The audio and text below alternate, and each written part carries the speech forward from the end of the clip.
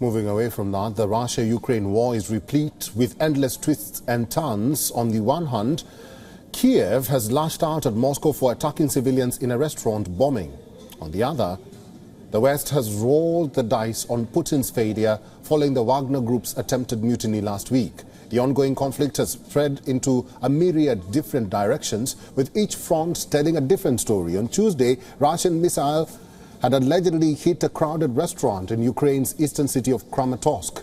Local authorities say the attack killed 11 civilians, including 3 children. 61 others had been injured as well. But Moscow has vehemently denied bombing civilians. The Kremlin has said that strikes are carried out on objects that are connected with military infrastructure in some way.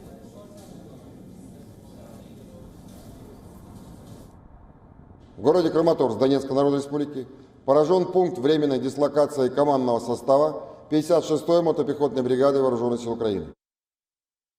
But amidst the incessant barrage of attacks on Ukraine, the West feels Putin's position in the conflict weakening. Here's what U.S. President Joe Biden had to say. It's hard to tell, but he's clearly losing the war in Iraq. He's losing the war at home. And he has become a bit of a pariah around the world.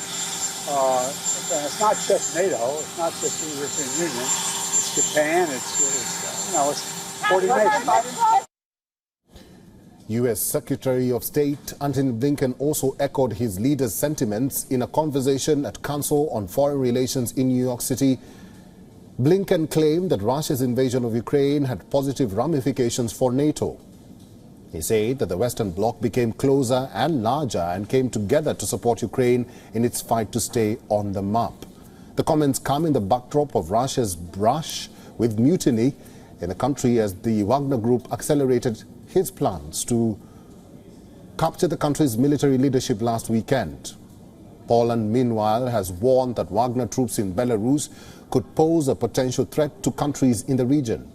On a visit to Ukraine, Poland President Andrzej Duda said the Wagner group in Belarus could pose a potential threat to Poland, which shares a border with Belarus, a threat to Lithuania, as well as potentially to Latvia.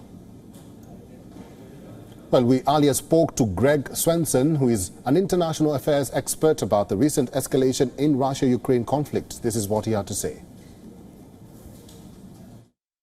If anything, it probably emboldens Ukraine. I think it's helped with support around the world, or at least in the West, for Ukraine. And it shows that Putin right now is not an image of strength for Putin. It's really more of an image of a falling empire. And so, these are desperations, or desperate moves made by what looks to be a leader who's worried about his inner circle, who's worried about his own strength and power, but also worried about the outcome of this war. And it looks, if anything, more like Ukraine is doing well and holding up here. That doesn't mean that I would suggest that they keep this, war of attrition going on. I think if anything, I hope that they don't feel like escalation will help their cause. I do think there has to be some compromise at some point.